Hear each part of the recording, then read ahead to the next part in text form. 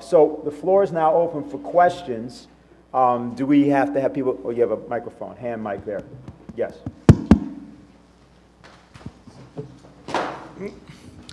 Okay, I have a question for Michael in particular, but for everyone on the panel. We're in the middle of this process of organizing New York City, of organizing the nation. We've been having these conferences all across the country. We have this report, we have the new pamphlet, and a great amount of outreach into every possible community who can confront the immediate danger and the immediate opportunity. So I guess my question to you is specifically, what can the Russian-American community do in this next month ahead, leading up to the conference, other than bringing people to the conference, other than getting people to sign on to the petition? Perhaps you could say more on that. The Russian-American in particular? Yes.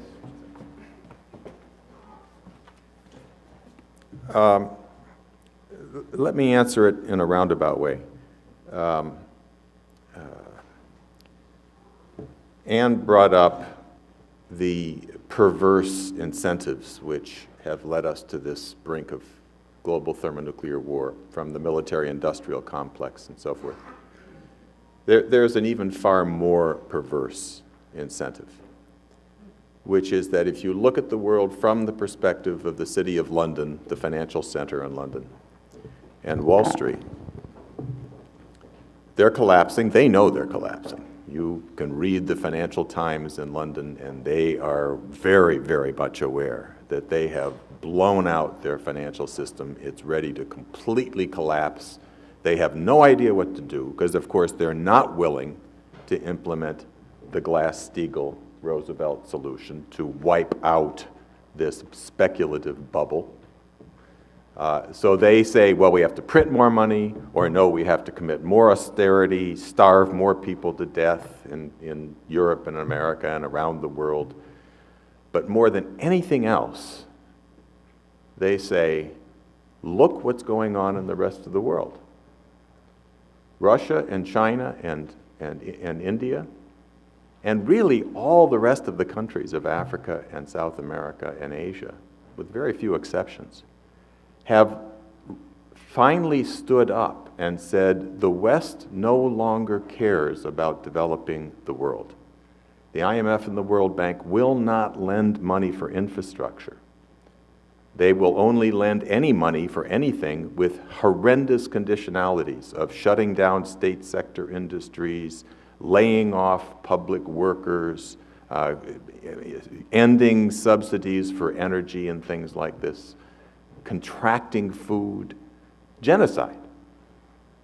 And they said, therefore, we're not going to stand this anymore. They don't want to destroy these Western financial institutions, but they said we have to do something else. And that's what the BRICS is. And when the City of London and Wall Street and their puppets, Cameron in England and Obama and the congressional lunatics here in Washington, or not here, I'm not in Washington anymore, down there where I live, upwind from the Washington so I can avoid the stench. But they see this, and the policy is, we must destroy this. We cannot allow these BRICS nations to come together and form a new world financial, economic, moral system. We cannot allow that. It will destroy us, and they're right. It will destroy them. And therefore, their policy is war. The threat of war on Russia has virtually nothing to do with Ukraine. Vladimir Putin this week said, if it hadn't been for Ukraine, they would have come up with another idea, because they cannot stand to see us grow and develop and to work collaboratively with the major nations of the world in a way which threatens their ability to steal raw materials, to impose policies, and to try to bail themselves out in a way which is impossible, by the way. You cannot bail out $4 quadrillion.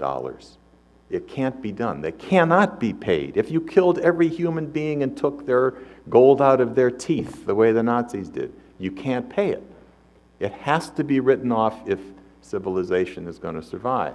through Glass-Steagall methods. So the drive for war has to be identified for what it is. It's not only the greed of this country versus the greed of it's not geopolitics. Helga likes to say, and she's right, that Americans and Europeans simply cannot believe that the Chinese are not thinking the way they do, which is geopolitically. It's what's in it for us. They cannot believe that Vladimir Putin is not constantly driven like they are to think, how can I get the better of the other guys? They cannot believe that people think the way, in fact, all of Western civilization used to think when we had the Peace of Westphalia, when we had the idea of the nation state, the interests of the other, when that drove the idea of the nation state, and more than anything else, the creation of the United States, the city on the hill, the idea of the benefit of the general welfare of the population, our own and others. But they cannot imagine that anybody thinks like that because nobody in the West does anymore. And therefore, they're wrong. That is the way, as Helga said from her trip, she says that's the way they're thinking. They're thinking like American system people used to think. Now, in terms of how I think it's extremely important, what Daniel brought up, in America there are huge hyphenated American communities, Chinese, Russian, Indian. I think people here probably saw what happened when President Modi came here and spoke in New York at Madison Square Garden. I mean, this was a phenomenon all over the world. There were hundreds of thousands, millions of Indians in America, but all over the world who listened to this speech and were just inspired. My God, India can get out of its filth, its backwardness, its poverty, its starvation. As Tanu says, 400 million Indians with no electricity. We can solve that. And this optimism is what we have to grasp. It's much more difficult with the Russians because we've been through this, years and years and years of the Cold War where the Russians were the enemy image.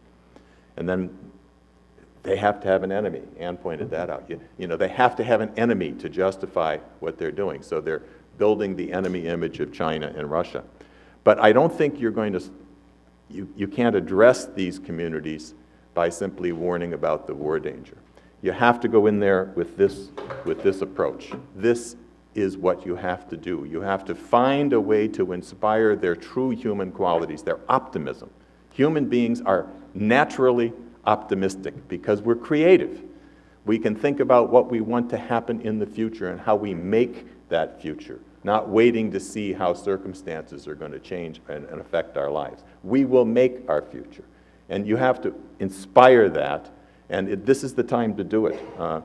I can't say anything more specific than that, but I think going to these hyphenated Americans is extremely important for the other Americans. We're a nation of hyphenated Americans, Italian Americans, German Americans, Spanish Americans.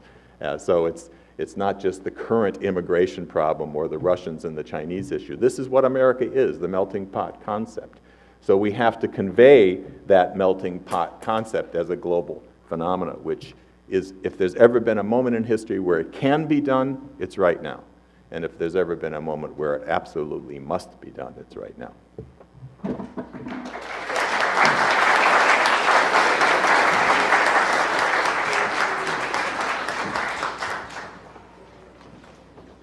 Any other questions?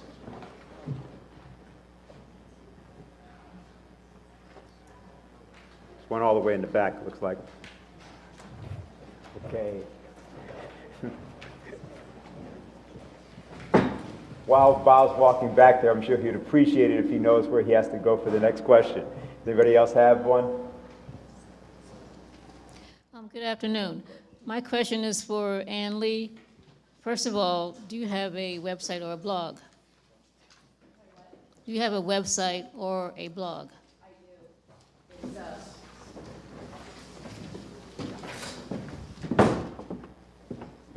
It's ProfessorAnnLee.com, spelled in one word. So ProfessorAnnlee.com. Thank you. The second question is, I have heard 2 reports that China has several completely technologically modern ghost cities which are not populated. They're full of new empty apartments, new empty office buildings, new empty subways, new empty malls. Is this an economic boondoggle, or is this a new Chinese economic model? So I'm quite aware of that. 60 Minutes actually did a whole show around this issue. And there are a couple things I want to say about that. One, when China basically unleashed capital credit to their economy after the 2008 crisis, these were emergency funds that they had to put people back to work because over 20 million people lost their jobs when the financial crisis hit in 2008. And so China was basically desperately saying, okay, you guys just, do whatever it takes to get people back to work. And so people who were developers obviously were building things, and China may have built, one too many buildings ahead of time, but I have actually done the calculations in terms of how much real estate they had built, which was, I guess, the closest rough estimations were about 1 billion square feet that had been built there that needed absorption from the population. But if you assume that one person can occupy 100 square feet of space, whether it's retail or residential or whatever, you're going to absorb all that empty space in less than 10 years because of the huge populations that are still living in basically grass huts and other impoverished situations, because China, of over 1 billion people, still have like 500 million people that still need to be urbanized, and so they could easily move into these buildings. And so that's something where if the developers went bankrupt, then the Chinese government can take over and turn them into low-cost housing, low-income housing, and provide people with shelter. So it would actually be productively used if they chose to go that route. But the other thing is that a lot of the real estate that was built, they were already paid for in full by a lot of rich investors who made their money in China, but then decided they didn't want to put their money in a bank account where the interest rates on their deposits were, very low, like 3%.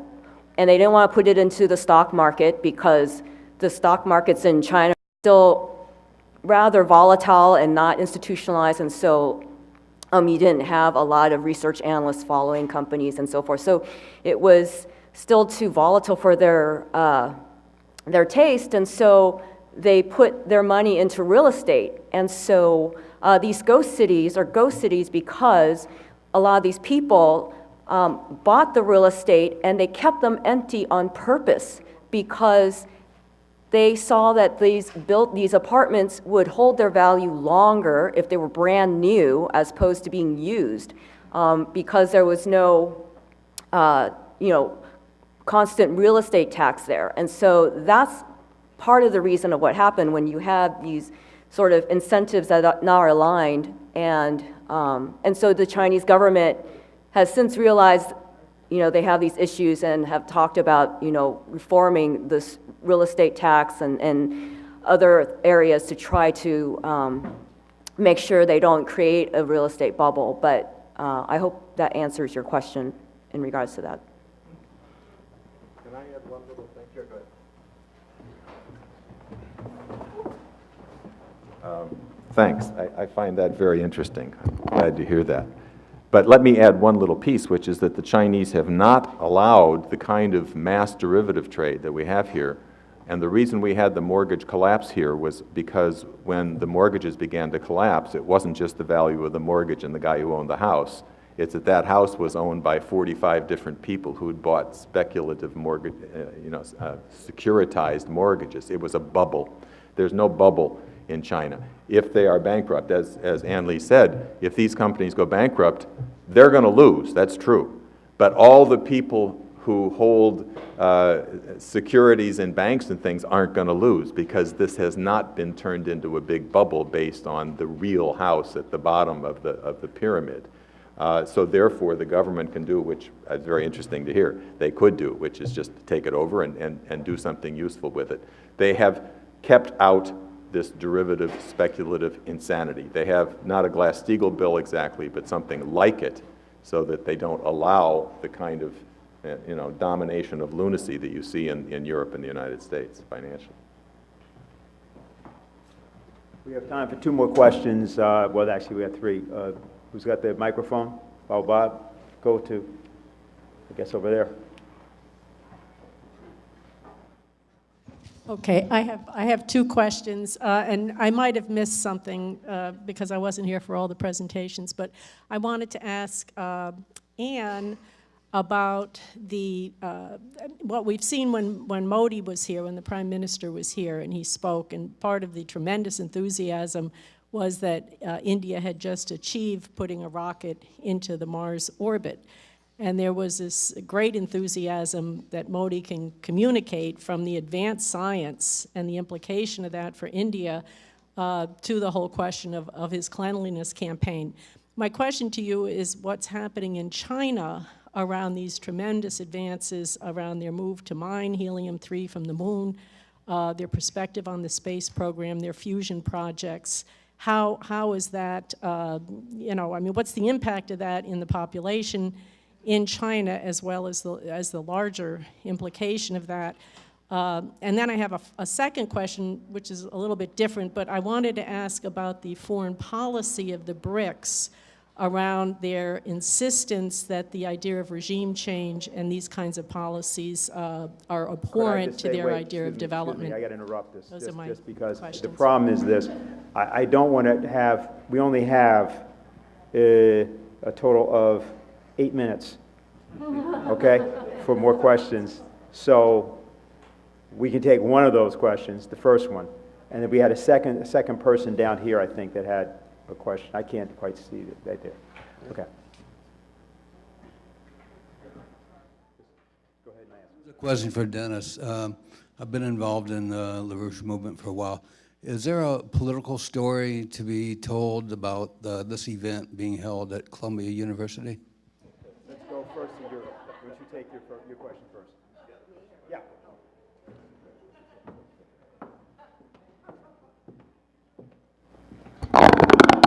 So regarding what the impact of science and research on China's population is, I would say it's enormous.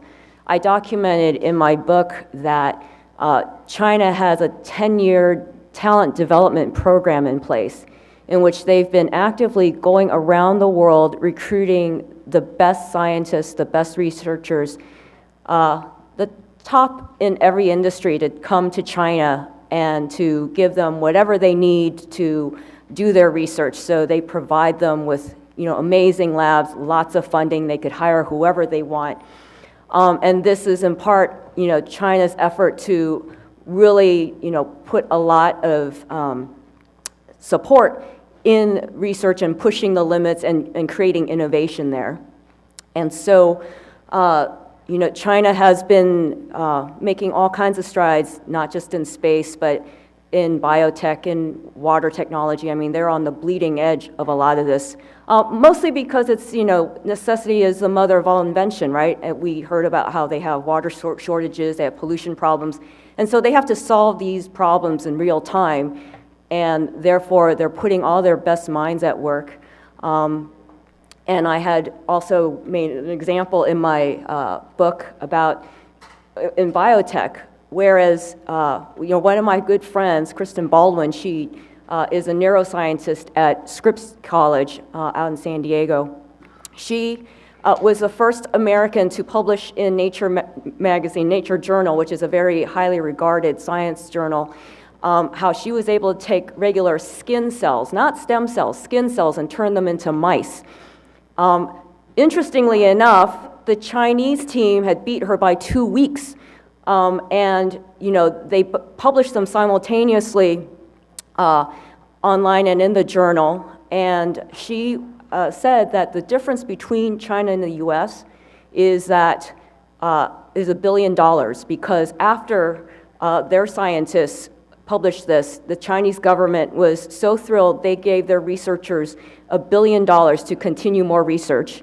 And she, my friend Kristen, has not received a single dime from NIH.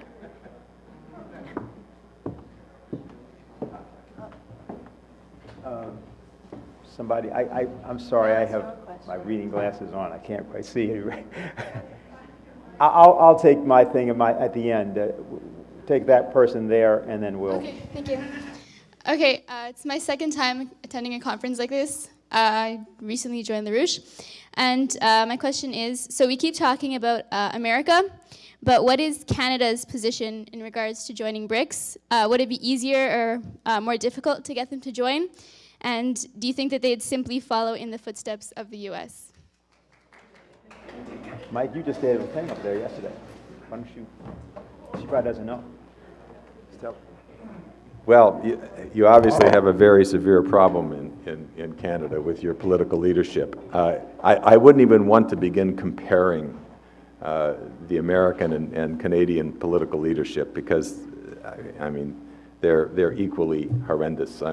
What the Prime Minister in Canada is calling for is virtually going to war with both China and Russia. That's their policy. I mean, you might not put it quite that way. But I will say, yesterday, before I came up here, the group in Montreal held a diplomatic meeting. I don't think we're at liberty to say who attended because it was off the record. But I can tell you it was a very, very high-level delegation of ambassadors and high-level embassy people who came with great interest. And one of them, I will say, after a long discussion and a back and forth about the Silk Road and what's happening in Asia and the importance of this to save mankind, said he'd already seen the report. Here, let me grab the report. He said he had already seen this report because his embassy in Washington had sent it to him immediately, and he said it's already a classic.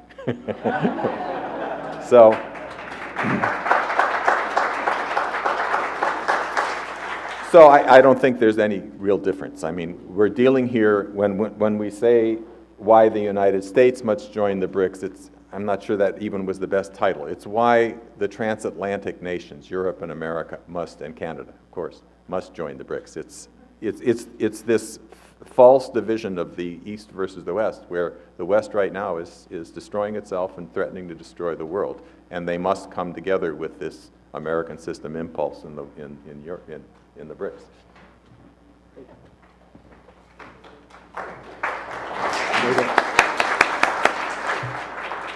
So we're about to close with song, and I guess maybe that's the easiest way to talk about the issue of Colombia and our presence here. Yes, it's true that those of us associated with Lyndon LaRouche, haven't been to Colombia for a while.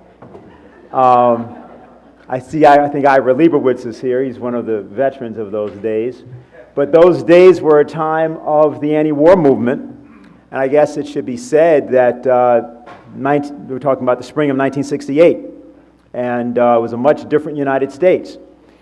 It was the United States in which it was possible to engage in a kind of discourse, as I've emphasized to a few people in the last several days, in which great ideas were thought to be able to move the world. But one of the reasons we thought that was because there were people who were willing to actually stand up and give their lives for those ideas. They didn't think that that was not only not a waste, they often did that with a great courage. In the two selections we're going to sing, hear and sing, Deep River and then Rally Round the Flag. The reason we think we have the right to sing these things, though they would seem to be, in talking about the United States so much, highly patriotic, is because we understand Alexander Hamilton's United States. That was a revolutionary United States. That was an anti-colonial United States. That was a United States of discoverers and inventors, of scientists like Ben Franklin, and of revolutionaries like Alexander Hamilton. And so, that's the United States we represent, just as some people in 1968 tried to represent that United States. Yes, we attacked the Vietnam War, and yes, we became very controversial for doing so, and yes, there were shall we say, intense debates that sometimes became, shall we say, rather calorically active, I'll put it that way. But at the same time, the whole point was to actually get to the point that we, the people of the United States, would stand up to a tradition that we knew we all came from. And so I think that's the most important thing to say about us being here. And we're happy that we're here. And I think Malcolm X is happy that we're here. And I think that's enough to be said. And I'd like to now introduce our chorus. And we're going to do first Deep River and then the final ending of our conference today. Rally around the flag.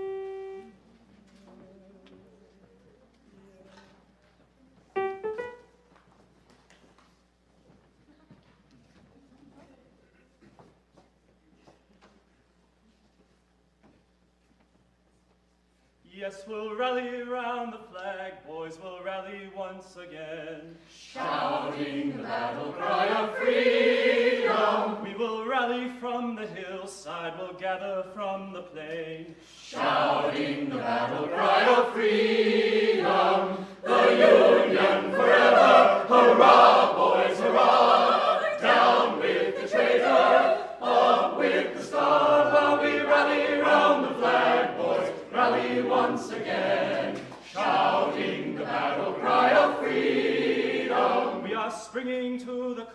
of our brothers gone before, shouting the battle cry of freedom, and we'll fill our vacant ranks with 1,000,000 free men more, shouting the battle cry of freedom, the Union forever, hurrah, boys, hurrah, down with the traitor, up with the star, while we rally round the flag, boys, rally once again, shouting the battle cry of freedom. We will welcome to our numbers the loyal, true, and brave, shouting the battle cry of freedom, and although they may be poor, not a man shall be a slave, shouting the battle cry of freedom, the Union forever, hurrah, boys, hurrah, down with the traitor, up with the star, while we rally round the flag, boys,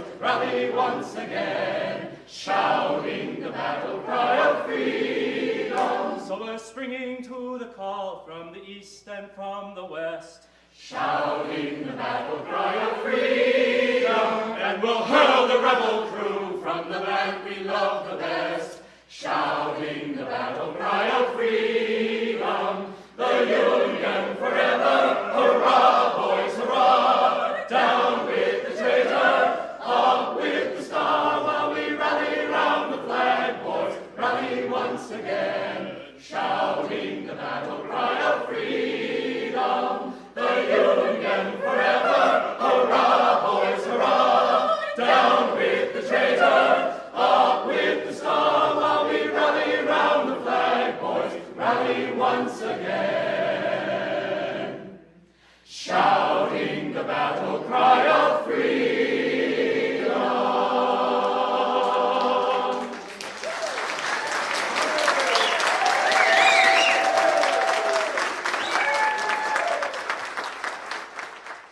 Than bringing people to the conference, other than getting people to sign on to the petition, perhaps you could say more on that. The Russian American in particular? Yes.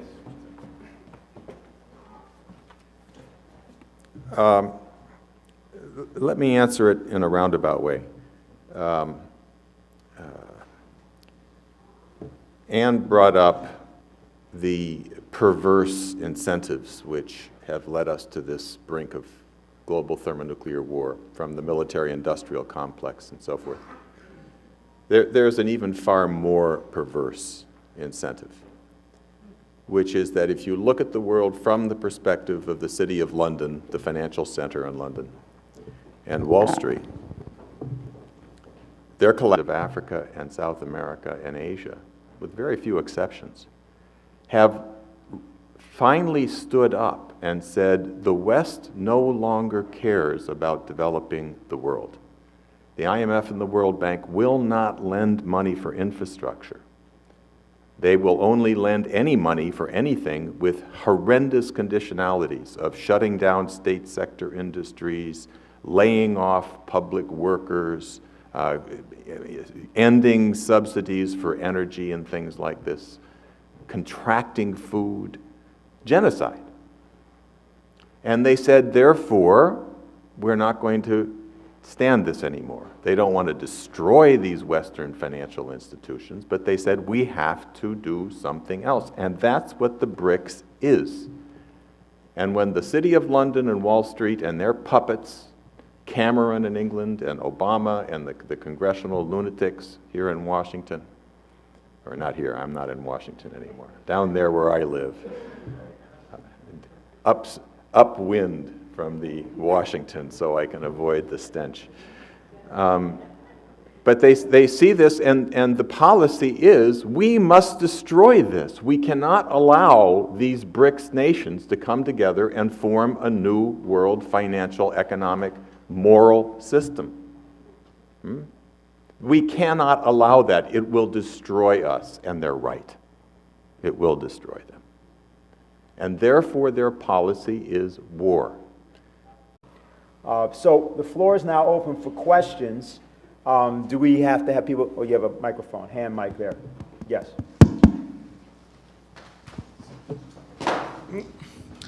Okay, I have a question for Michael in particular, but for everyone on the panel.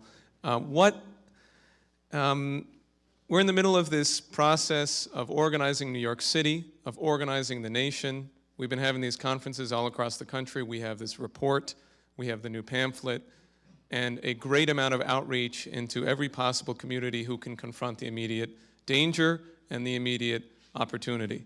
So I guess my question to you is specifically, what can the Russian-American community do in this next month ahead, leading up to the conference? Collapsing, they know they're collapsing. You can read the Financial Times in London, and they are very, very much aware that they have blown out their financial system. It's ready to completely collapse.